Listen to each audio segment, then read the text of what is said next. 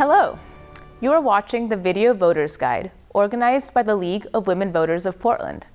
We are in the studios of Metro East Community Media to talk with candidates running in the November 2020 general election. All candidates who filed for this race were invited to participate in the Video Voters Guide. However, there are many reasons during a campaign why a candidate may be unable to appear. For comprehensive coverage by the League, including information on candidates who might not have been available for a video interview, visit vote411.org. Information is available in both English and Spanish. Candidates may choose to include additional information on Vote 411, such as their own YouTube videos. Watch, share, and be an informed voter. Hello, this is Elizabeth Davis with the League of Women Voters of Portland. With me today is Dina DiNucci running for Gresham City Council Position 1. Welcome, Dina. Welcome. Thank you. Thanks for having me today. I appreciate it. Certainly. Please tell us a little about yourself, why you're running for this office, and what unique characteristics you have among all candidates for this office. Sure. So I have been involved in the community ever since I bought my first home about 20 years ago as a single mom with 2 kids, and actually found some things that were frustrating to me in the community and put together just a letter to the editor. And when I'd sent that letter to the editor called me back and said, this shouldn't be a letter to the editor. This needs to be the front page editorial piece because this is a really important story. And basically what I had said is we have some things to work on in our community, but we also have so many great things that are part of our community. Well, that letter went out, and unbeknownst to me, there were so many people in the community that felt the same way I did, that I was bombarded with people reaching out to me saying, I am so glad you said this because I feel the same way. And it taught me a really valuable lesson even then, that being able to speak out, there are so many people that don't, and those voices are so important because they may not be getting engaged, but they just need that extra piece to get them to become engaged in the community. And since then, I have been working in the community for over 20 years, working on community advocacy. I was neighborhood restoration chair for a program called the Rockwood Weed and Seed Program, which was federally funded. I fell in love with community engagement and opened a coffee and crepe restaurant in Rockwood called Park Place Coffee and Crepes with the vision of community building. Not so much about the coffee and crepes as it was about the community building and trying to bring people together in the community and have a place where people could engage and learn more. And have worked in social services, both at Wallace Medical Concern. I was community engagement manager working with public housing and homeless populations, running the family homeless shelter. And right now I'm working for the county I'm a COVID case investigator, which is also a lot of insights related to our community by doing that work. But what I have really found, the reason that I am running now is I was frustrated with, we have a community that I don't believe is getting enough representation overall. And I felt like we really needed that on council, is to start finding ways to start engaging people more in the discussions. And that's why I decided to step up. What would be your top 3 priorities as council member? One is really related to equity, and equity in a lot of different meanings here. So we can talk about our population, and over 30% of our population is people of color at this point.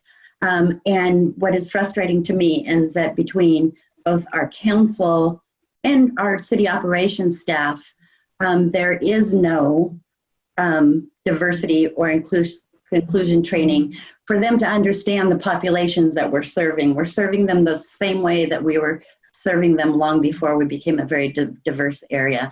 And I believe that in order to understand how to represent policies for our community, we need to understand our community better. So it starts, I believe, with some training, but I think it also really is the part of actually reaching out to that community and having them be part of the decisions that are impacting them. The other part of the equity part is we have a lot of neighborhoods that don't see the same services. Some neighborhoods tend to get better services when we look at maintenance issues and we look at other issues. And I believe it's really important that equity is built by bringing the community into the discussions about what their neighborhoods and areas look like. That kind of feeds into the parks priority a little bit as well, because with our parks department, we are very short funded on parks. We have limited maintenance that we do on the parks. Some parks get mowed and maintained and others do not in other neighborhoods. Some get the front mowed. I have been in a situation with my business where the park next to me, they decided not to mow it at all. And I really believe we need to pursue adequate funding for parks, looking at the parks district concept. Healthy parks are important, especially when we don't have kids that are going to school and there are limited engagement opportunities to really get out there and exercise through parks and engagement with other children or recreation programs. So I think we need to look at that.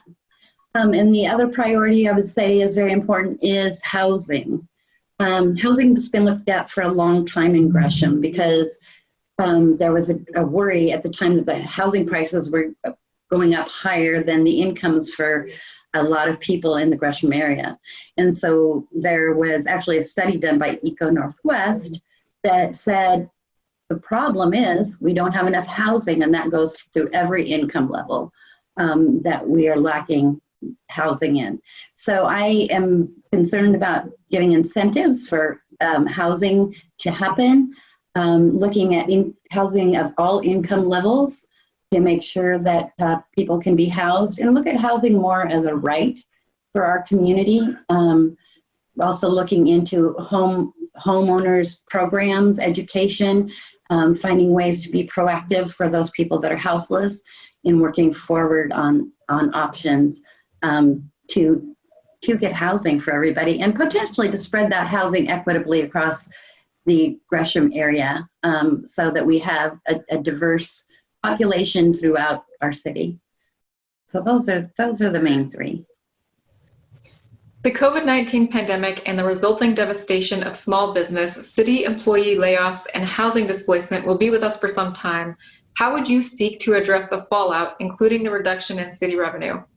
So that's really interesting you bring that up, because that was actually a very long discussion at City Council today.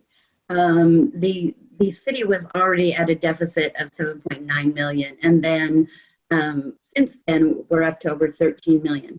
And there was a lot of discussion about how that could be handled. And our interim city manager, Eric Schmidt, had brought up various options of ways to do that. I, first of all, going back to my community engagement background, when I'm thinking about our population, our small businesses, our people that are going to hit their eviction moratorium ending, if ever there is a time that this community needs to learn how to support each other and work together, it is now.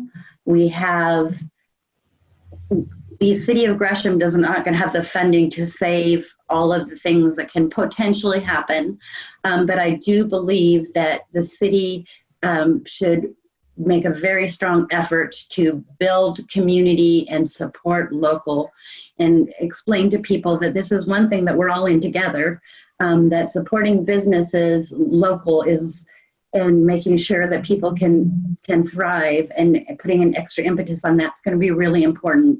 I think the other thing that the city has some responsibility to do is understand that eviction moratorium is coming, and start really becoming more proactive about communication with people, and start trying to get things in place and ways to assist people before anything comes to crisis related to that. So I think we're going to have to count on the community a lot. I think through the CARES funding, we have a limited amount of additional things we can do, and I think that we certainly have things that we can look at on that. But I think that we really need to take the value in reaching out to the community and making them part of the solution. We are divided on a lot within the city these days, but I think that we all have a common goal for the best interest of Gresham and our community, people in our community. So that is big. The other thing that I would just mention is there was a lot of discussion about big moves as far as the budget. And then there was discussion about, well, this thing's only a small amount of money.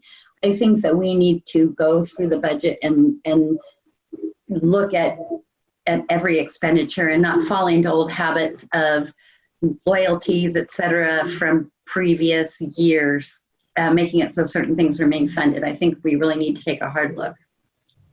That's all we have time for. Thank you very much for being with us today, Dina. Thank you. I appreciate it. This has been the Video Voters Guide. Thank you for watching. The general election is Tuesday, November 3rd. The last day to register is October 13th. Remember to mail your ballot a week ahead or visit a ballot drop location. Be sure to inform yourself about the candidates and ballot measures and exercise your right to vote.